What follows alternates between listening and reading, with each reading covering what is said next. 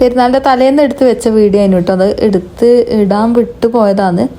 ഒന്നാമത്തെ കുറച്ച് തിരക്കും കാര്യങ്ങളൊക്കെ ആയിപ്പോയി കേട്ടോ. അതുകൊണ്ടാണ്.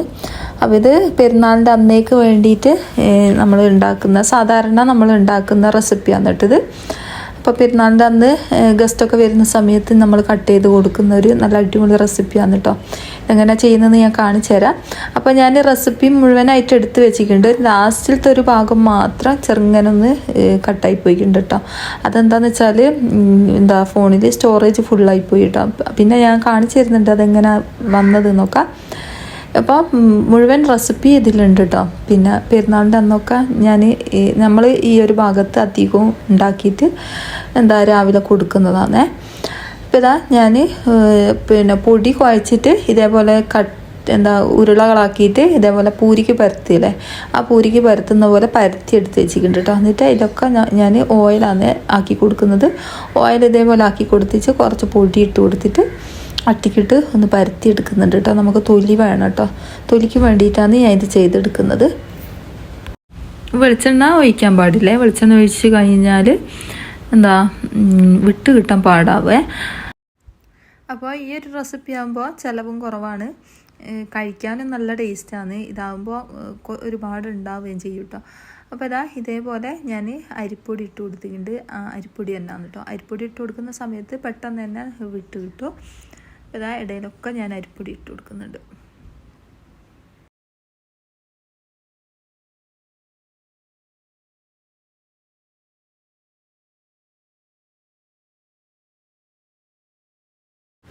ഇതിൻ്റെ തൊലിയെടുക്കുന്ന വീഡിയോ അതിൻ്റെ മുമ്പ് അപ്ലോഡ് ചെയ്തിരിക്കും തോന്നുന്നു കേട്ടോ, എനിക്ക് ഓർമ്മയില്ല.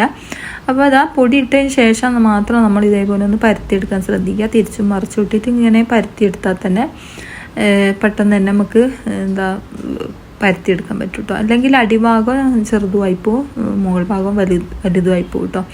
ഇതേപോലെ തന്നെ പരത്തിയെടുക്കുക. തിരിച്ചും മറിച്ചും ഇട്ടൊക്കെ ഇങ്ങനെ പരത്തിയെടുക്കുക കേട്ടോ. അല്ലെങ്കിൽ അടിയിലത്തെ തൊലി ചെറുതും മേലത്തെ തൊലി വലുതുമായി പോവും കേട്ടോ. അപ്പോൾ ഇങ്ങനെ ചെയ്യാന്ന് വെച്ചാൽ ഒരേപോലെ തന്നെ കിട്ടും.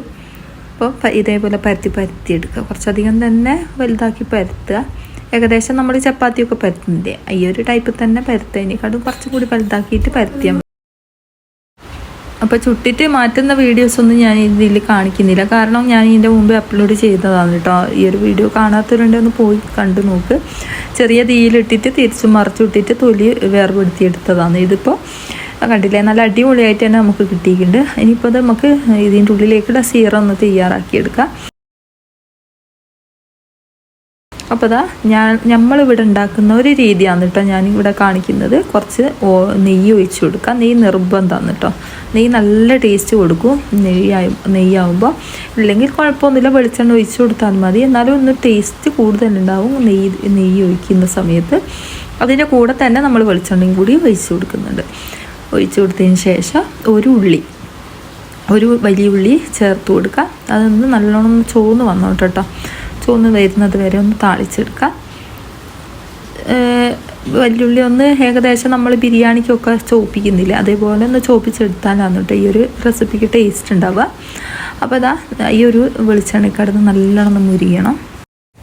ഈ ഒരു സമയം ഞാൻ ഇതിലേക്ക് ഏലക്ക ചേർത്ത് കൊടുത്തിട്ടുണ്ട് കേട്ടോ. ഇപ്പോൾ ഒരു 5-6 ഏലക്ക ചതുക്കിയിട്ട് ഇട്ട് കൊടുക്കുന്നുണ്ട്. പിന്നെ നിങ്ങളുടെ കയ്യിൽ പൊടി ഉണ്ടെങ്കിൽ അത് ചേർത്ത് കൊടുത്താലും മതിയാവും. അപ്പോൾ ഏകദേശം ഇവിടെ ആയിട്ടുണ്ട്. ഇതിലേക്ക് അണ്ടിപ്പരിപ്പും കിസ്മിസും ഇട്ട് കൊടുക്കുന്നുണ്ട്. പിന്നെ നിങ്ങളുടെ കയ്യിൽ കരിഞ്ജീരകം ഉണ്ടെങ്കിൽ ഈ ഒരു സമയം ചേർത്ത് കൊടുക്കുക കേട്ടോ. ഒരു 2 ടീസ്പൂണ് ഞാൻ ലാസ്റ്റ് അതിന് ചേർത്ത് കൊടുത്തത്. അത് വിട്ടു പോയതാണ് കേട്ടോ ശരിക്കും എന്നോട് ഇടാൻ. ഇതിൻ്റെ ഈ ഒരു എണ്ണയിൽ കിടന്നിട്ട് ഈ ഒരു കരിഞ്ജീരകം മൂത്ത് വരുന്ന സമയത്ത് നല്ല ടേസ്റ്റാണ് കേട്ടോ. കരിഞ്ജീരകം നിർബന്ധമായിട്ടും ഈ ഉള്ളിൻ്റെ പരങ്ങൾ ചേർത്ത് കൊടുക്കണേ.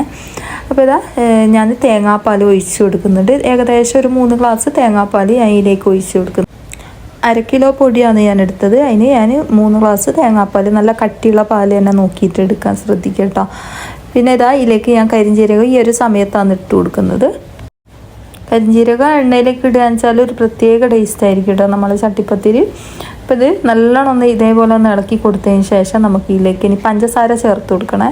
പഞ്ചസാര ഒന്ന് മുന്നിട്ട് നിൽക്കുന്ന പാകത്തിനായിരിക്കണം പഞ്ചസാര ചേർത്ത് കൊടുക്കേണ്ടത്. നമ്മൾ വിചാരിക്കും ഇതിലേക്ക് കുറേ പഞ്ചസാര ചേർത്ത് കൊടുക്കുന്നുണ്ടല്ലോ, ഇതെന്തിനാ ഇത്രയും പഞ്ചസാര എന്നൊക്കെ കേട്ടോ. പക്ഷേ ഇല്ലേ, നമ്മളിതിലേക്ക് പൊടിയിലുണ്ടല്ലോ, നമ്മൾ പരത്തി വെച്ച ചപ്പാത്തിയില്ലേ, അതും കൂടി ഇതിലേക്ക് ചേരുന്ന സമയത്ത് ആ പഞ്ചസാര കറക്റ്റായിട്ട് വരും കേട്ടോ. അപ്പോൾ ഒരു ഏകദേശം ഒരു 2 ഗ്ലാസ് പഞ്ചസാര അതിലേക്ക് ചേർത്ത് കൊടുത്തിട്ടുണ്ട്. അപ്പോൾ ഇതൊന്ന് നല്ലോണം ഒന്ന് ഇളക്കി കൊടുക്കട്ടെ. നല്ലോണം ഒന്ന് പഞ്ചസാര ഒന്ന് മെൽട്ടായി വന്നോട്ടെ കേട്ടോ. പഞ്ചസാര മെൽട്ടായി വന്നതിന് ശേഷം നമുക്ക് ഇതിലേക്ക് മുട്ട പൊട്ടിച്ചൊഴിച്ച് കൊടുക്കാം. ഒരു 10 മുട്ട ഞാൻ ഇതിലേക്ക് പൊട്ടിച്ചൊഴിച്ച് കൊടുക്കുന്നുണ്ട്.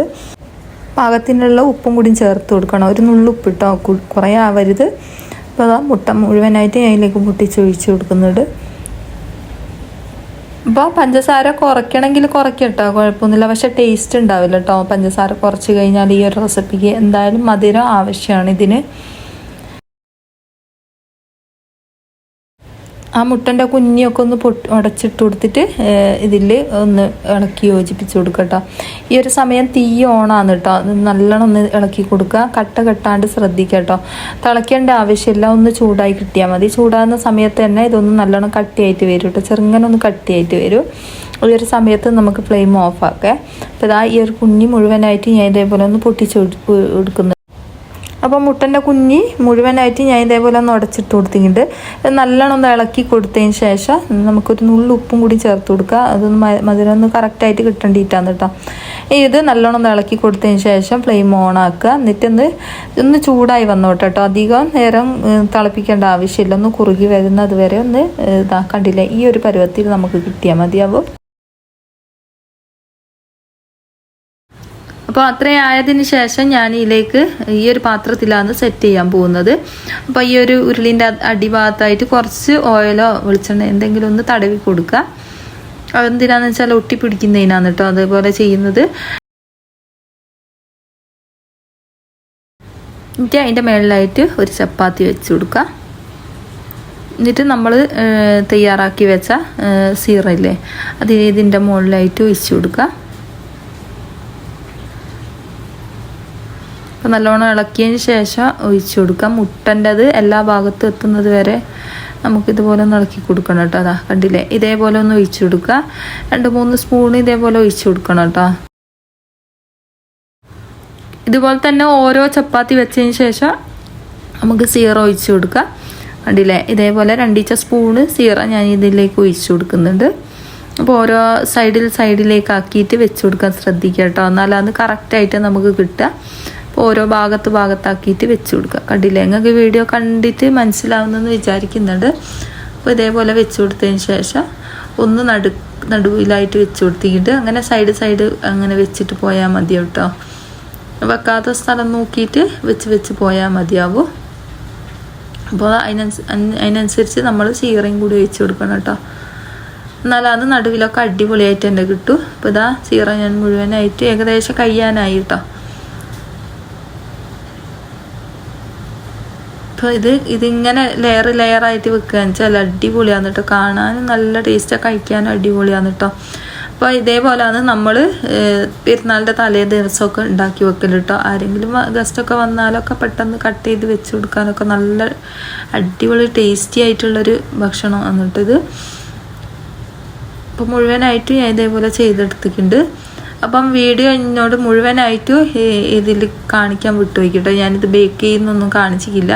ഇത് പിന്നെ നിങ്ങൾ നോൺ സ്റ്റിക്കിൻ്റെ പാത്രത്തിലാക്കുന്നതെന്ന് വെച്ചാൽ 25 മിനിറ്റ് മൂടി വെച്ചിട്ട് ആദ്യം ഹൈ ഫ്ലെയിമിൽ ഇട്ടിട്ടൊന്ന് തിളപ്പിക്കുക. എന്നിട്ടൊന്ന് ലോ ഫ്ലെയിമിൽ ഇട്ടിട്ടൊന്ന് വേവിച്ചാൽ മതിയാവും കേട്ടോ. മൂടി വെച്ചിട്ട് അടിയിൽ ഒരു തട്ടും കൂടി വെച്ച് കൊടുക്കണം കേട്ടോ. എന്നിട്ടൊന്ന് ഒരു 25 അല്ലെങ്കിൽ 30, ചിലത് 1 മണിക്കൂർ വരെയൊക്കെ പോകും കേട്ടോ, വെന്ത് കിട്ടാനും വേണ്ടിയിട്ട്. അപ്പോൾ അന്ന് പെരുന്നാളിൻ്റെ തലേന്ന് പിറ്റേന്ന് വൈകുന്നേരം എടുത്ത വീഡിയോ ആണ് കേട്ടോ. അതപ്പോൾ മൊത്തത്തിൽ അലങ്കോലായി കിടക്കുകയാണ്. അപ്പോൾ ഞാൻ ക്ലീനിങ് ചെയ്യുന്നതിൻ്റെ ഇടയിൽ കൂടി മോള് എന്നോട് പറഞ്ഞ് സമൂസ പൊരിച്ചു തരാമെന്ന് പറഞ്ഞിട്ട് അങ്ങനെ സമൂസ പൊരിക്കലാണ് കേട്ടോ. അപ്പം ഞാൻ തലേന്ന് ഉണ്ടാക്കിയിട്ട് ഫ്രിഡ്ജിൽ സ്റ്റോർ ചെയ്ത് വെച്ചതാണ്. നമ്മളിവിടെ ചട്ടിപ്പത്തിരി സമൂസയാണ് അതിനോട്ടോ കൊടുത്തത്. അപ്പോൾ അതാ ചായക്ക് വേണ്ടിയിട്ട് അപ്പം പിറ്റേന്ന് വൈകുന്നേരത്തേക്കും വേണ്ടിയിട്ട് ഒരു കഷ്ണം ചട്ടിപ്പത്തിരിയും ബാക്കി ഉണ്ടായിരുന്നു.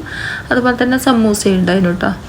അപ്പോൾ സമൂസ കുറച്ചധികം തന്നെ ഉണ്ടായി. ചട്ടിപ്പത്തിരി കഴിഞ്ഞു കേട്ടോ. കുറേ ആൾക്കാർ വന്ന് അപ്പോൾ ഇതിനോട് വീഡിയോ കാണിക്കാൻ വേണ്ടിയിട്ട് ഇപ്പോൾ മൊത്തത്തിൽ കാണിക്കാൻ വേണ്ടിയിട്ട് വീഡിയോ എടുക്കുമ്പോഴത്തേക്കും എനിക്ക് സ്റ്റോറേജ് ഫുള്ളായി ഒക്കെ ക്ലീനാക്കി പിറ്റേന്നാണ് കേട്ടോ ഞാൻ വീഡിയോ എടുത്തത്. അപ്പോൾ എനിക്ക് കുറച്ച് ഞാൻ വീഡിയോ എടുത്ത് പോയല്ലോ. അപ്പോൾ അത് എനിക്ക് അപ്ലോഡ് ചെയ്തേ മതിയാവും എന്നുള്ള ഒരു ലെവലിലാണ് ഞാൻ ബാക്കി വീഡിയോ ഇട്ടത് കേട്ടോ. അപ്പോൾ ഇങ്ങോട്ടും കൂടി കാണിച്ചു തരാമെന്ന് വിചാരിച്ചിട്ടാണ്. അപ്പോൾ ഇതാ ഞാൻ ഇതിലാണ് സമൂസ ആക്കി വെച്ചത് കേട്ടോ. തലേന്ന് രാത്രി പെരുന്നാളിൻ്റെ തലേന്ന് രാത്രി സമൂസയും ചട്ടിപ്പത്തിരിയും ഇതേപോലെ ആക്കിയിട്ട് വെക്കും കേട്ടോ. പിന്നെ ചട്ടിപ്പത്തിരി നമ്മൾ ഫ്രിഡ്ജിൽ വെക്കില്ലേ. ചട്ടിപ്പത്തിരി തലേന്ന് ഉണ്ടാക്കിയിട്ട് പിറ്റേന്ന് എല്ലാവർക്കും കട്ട് ചെയ്ത് കൊടുക്കും. പിറ്റേന്ന് വൈകുന്നേരമാണ് കേട്ടോ ഫ്രിഡ്ജിൽ വെക്കും. അതുവരെ കേടാവില്ല, ഒന്നും ആവില്ല. അപ്പോൾ ഓള് പഞ്ഞ് കട്ട് ചെയ്തിട്ട് അതിൻ്റെ ഉള്ളിലത്തെ മസാല എടുത്തിട്ട് അതിൻ്റെ ഉള്ളിൽ വെച്ചിട്ട് കഴിക്കലാണ് കേട്ടോ. ഇതാണ് ഇന്നത്തെ വീഡിയോ. അപ്പോൾ നിങ്ങൾക്ക് വീഡിയോ ഇഷ്ടമാക്കി എന്ന് വിചാരിക്കുന്നു. അസ്സലാമു അലൈക്കും.